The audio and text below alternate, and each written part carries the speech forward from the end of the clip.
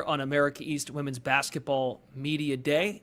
The Field of 68, again, their efforts here getting us up on socials, on YouTube. Thanks to those of you who have tuned in throughout the afternoon. We had the men's side this morning. Megan, hello. How are things in Durham, New Hampshire? Oh, things are great. Things are great. Beautiful weather, beautiful foliage this time of year. In the gym, working hard. So yeah, it's can't really complain right now. Wonderful. I miss Durham. I miss stopping by. We've got Maureen McGarity here, of course, the former head coach at UNH as well. So you're very familiar with the foliage, Maureen. Yeah, I see the beautiful view of her office as well. It looks familiar. Oh yeah, a couple updates maybe. I don't know since you've been here. Maybe not new desk or two, but yes. That's good for you. Yeah, I'm just yeah. so happy with the job that Megan's been doing there and her staff. She's got an incredible staff. And that actually was one of the things I wanted to talk to you about later, but Yeah. but I'm so happy to see you. You're doing a great job. Thank you, thank you. I'm happy to be here with you guys. Coach, so you're going into year 2. What do you know Mhm. now that you didn't know when you first arrived? You were doing this show with you last year, and you're trying to lay the foundation, get Yeah. familiar on a personal level, but also learn your team, get your team clicking on the same page. Like, where are you at right now, entering your second season, just in terms of your comfort? Yeah, I mean, still learning, right? Still learning every single day. I think that's probably the number one lesson I learned being in this seat is every day is something new. Every day there's an opportunity to learn and grow. As a coach in this profession, and then also as an individual. Every season, brings its new positives, its new challenges, and but I'm really excited about this group. I love coaching this group. I thought, we worked our butts off in the off season to really bring in some kids that fit our culture, fit how we wanted to play, and but they're definitely keep me on my toes. That's for sure. But yeah, I think every single day is new lessons, to be learned, which is also really exciting. Going back to just talking about your staff, I mean, I'm obviously very familiar. Kennedy was on my Mhm. staff at one point, but having player assistants on your staff, that's not super important. And I've talked about this all the time, that you don't have to be a great coach to have played, but it's just to Mhm. have experience. I mean, Kennedy played in the league.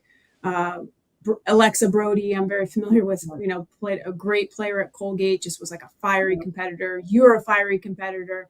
Mhm. Jessica George was a great player. How has that helped, just the culture of your program, having so many people that your players can relate to, that they can go up to the office, that they can get extra shots, up with?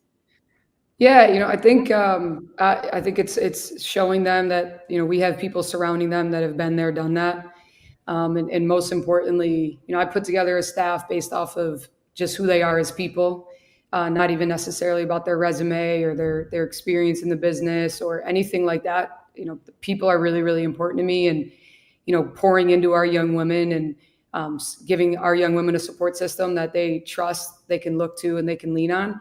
And I give my staff a ton of credit. Like I think a lot of head coaches say this, but I truly feel like I have the hardest working staff, in the country. We practice late at night, and they're in here at like 7, 8 a.m. watching film with our kids, taking them out, cups of coffee and breakfast and stuff like that. So, Kennedy has been really unique and, kind of eh, special for me to see, because I did coach her at Binghamton and kind of helped her get into this business. And now seeing her flourish as an assistant and just growing each and every day and really learning, her new role, so to speak. So, and then, yeah, Alexa Brody's awesome. Like, I think I struck lightning, when I hired her last year. She is just unbelievable, really fortunate for her. And then, yeah, Jess George just playing at a high level and being able to, she still gets out there and practice and gives our kids buckets from time to time. So, yeah, I think it's important the people that you surround your kids with. And I think we've done a really nice job of supporting or surrounding them with the right ones. The Wildcats of UNH, they bring back 5 players who started at least 15 games a year ago. You have two of your 2 leading scorers from a year ago are back, 4 of your top 6, and we'd be remiss not to just discuss Ava and what she's meant to you on a personal level, just how you've connected with her going back to your time at URI. The basketball part we'll get to as the league's returning leading scorer at just under 18 a game. But how did you know, going back a few years now, what's your relationship like with Ava and how you connect to be on the same page? Yeah, I recruited her at URI, developed a really strong relationship with her, her freshman year, just helping her navigate, the transition and the difficulties. And, one thing I've seen her at her highest and I've seen her at her lowest. But there's never a moment where I don't believe that, when she steps out on the floor, she's capable of being the best player, each and every time. And, I think the one thing I'm most proud, about her is she's a mentally extremely tough individual. Her story is bigger than, just basketball and bigger than the numbers she put up this last year with just navigating some things off the court. I love that kid. I go to battle for that kid. And I think the feeling is reciprocated with her, with me. And I think that's why we work so well together, is just the respect, the care, and the love that we have for one another. I think it speaks volumes that the kid, wanted to come here and play for me as a first year head coach when she had plenty of other opportunities, and just couldn't be any happier and prouder, that what she did this past year. I think it's going to be a different set of challenges in front of her this year, but fully believe that, sky's the limit for her. It really, really is. And so, I just can't speak enough about just the pride. I think I'm going to say that over and over, just how proud I am of that kid, not as a basketball player, just as a human.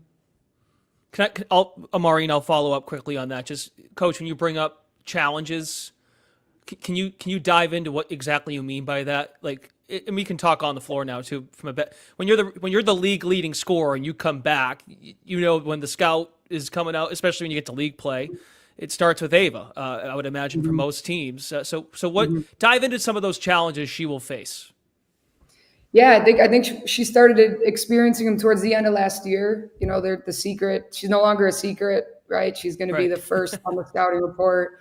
It's going to be, how stop her, win the game, things like that. And so part of our off season was trying to bring in some kids who could help, support her and give her a better supporting cast, and also really helping her understand that, because of her talent, because of the attention that she brings, that she can really make lives easier for, the other 4 people on the court as well. And so, I think the challenge is going to be her balancing of that, of, when does she stay aggressive as a scorer, and when we need her to be that in those moments. And then also, how she can get others involved and make life easier for her teammates. And again, I think some of the kids that we brought in can certainly help her with that. And then the challenges for her is also growing as a leader on this team and finding her voice. She's not the loudest kid. She's not going to jump out the gym at you with all of this like smiley personality, but really pushing her to become more of that vocal leader. And that's something that she's definitely starting to dive into a little bit.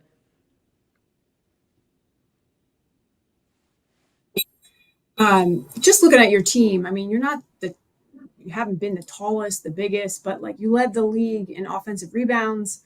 So you're second in total team rebounds. Is that something that you guys work on every day in practice? Is it just you just are gritty, you just have a lot of heart? I mean, the games I've watched, I'm like, wow. I mean, it's your guards that are just seem to be all over the place. But is that something that you emphasize a lot? Oh yeah, we do it every day. It's on our practice plan for today. We do a rebounding section, defensively, offensively, and it's really just holding them accountable to that and letting them know that that's the expectation, that's the standard. And I believe rebounding is as much heart as it is height. I don't think you need to be the tallest to be the best rebounding team. And again, but it's also our philosophy as a staff that we really value that aspect of the game. So, we hold them accountable to it, but it's also those kids getting out there and getting nitty gritty. And, we lost a lot of rebounding too with CG and B graduating. And so that's something that, we're trying to figure out where we fill that void and with who and what that looks like. But again, give our kids a ton of credit. They just, they are. They're gritty. They're dirty. They'll do whatever it has to do, or they have to do to get the rebound. And But yeah, it's also something that we practice and preach. Yeah, it's an effort stat, and it does not hurt to have the ball, right? That's what it comes down to with rebounding. You have the ball, that is good. So you've discussed the depth that you've got some transfers that you've added. Just can you discuss the depth of the team and some maybe some unsung heroes that have emerged to you here in these last few weeks leading up to your first few games that can make an impact?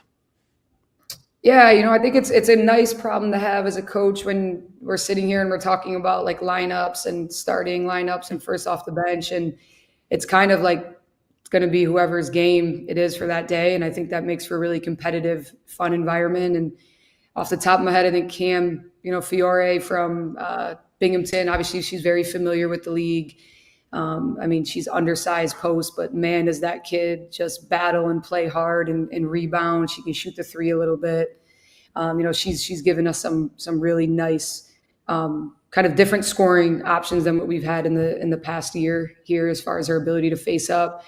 I think Katie Ledden, just playing at URI, playing at a higher level. Again, I know how those practices are. I know that talent at URI, and so I'm really excited to see her kind of come into her own and figure it out now that she is, in the rotation and going to be playing, Division I basketball. Like she's really getting some minutes now. So excited to, again, brings more of a stretching of the floor, stretch four that can really shoot it and put some points up. And then I'm interested, to see what our freshman class bring.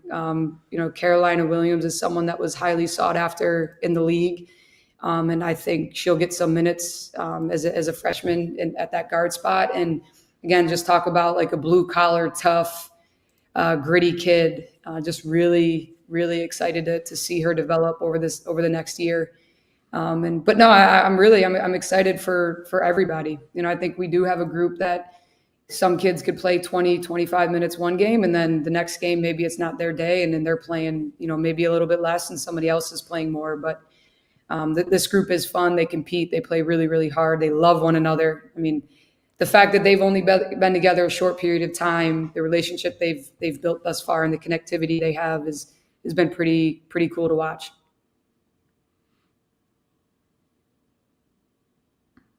Something that I saw on social media, I think everybody should go back and watch. I've never seen a head coach not dive on the floor for a loose ball in practice, not once, but twice. That was super. That brought me back to like when I coached against you. I was like, oh, there's that Shoniker. I mean, talk about gritty. Yeah, we were doing one of Are you okay? Are you sore from that? I was fine. My staff was worried. I'm like, guys, I still am in shape. I work out. I do all that. I could probably still walk on the court and get it done. But no, it was spur of the moment. I didn't plan it. We were just, the intensity was good. The girls were diving on the floor. They were having fun. So I just kind of said, you know what, I'm going to do it. And I twice, I don't know. That was the shocker. My staff was like, really though, twice? I'm like, yeah, I had so much fun doing it the first time. I said, I'm going to do it again. So yeah. It was very impressive. I was a very young head coach when I was at UNH, but I can say I never did that. So good job. I'm sure you found yourself in some other situations though, where maybe you were mixing it up on defense or offense. I'm sure you got out there a little bit. Whatever it takes to get the most out of your players, right? Hey, whatever it takes. Different generation now. So yeah, you got to mix it up a little bit from time to time. I thought that was awesome, Megan. That was great. Wow, thank you. Yeah, I can confirm from when I was around UNH when Maureen was there. I don't think I ever saw anything to that degree, Coach Mo. Too tall. It would hurt too much. Yeah. You have a little bit further more to go than I do. I'm a little bit closer to the floor, that's for sure. So. All right, Megan, thank you very much. Best of luck to you and your program this year. A lot of new faces, but it should be exciting to see what steps you take in your second year. So thank you for the time. Thank you. I appreciate it. And congrats to you, Mo, on the wedding. You look Thanks, great. Megan. You're welcome. You're sweet. Thank you. Good luck this year. Go get them. All right. Thanks, guys. We'll see you.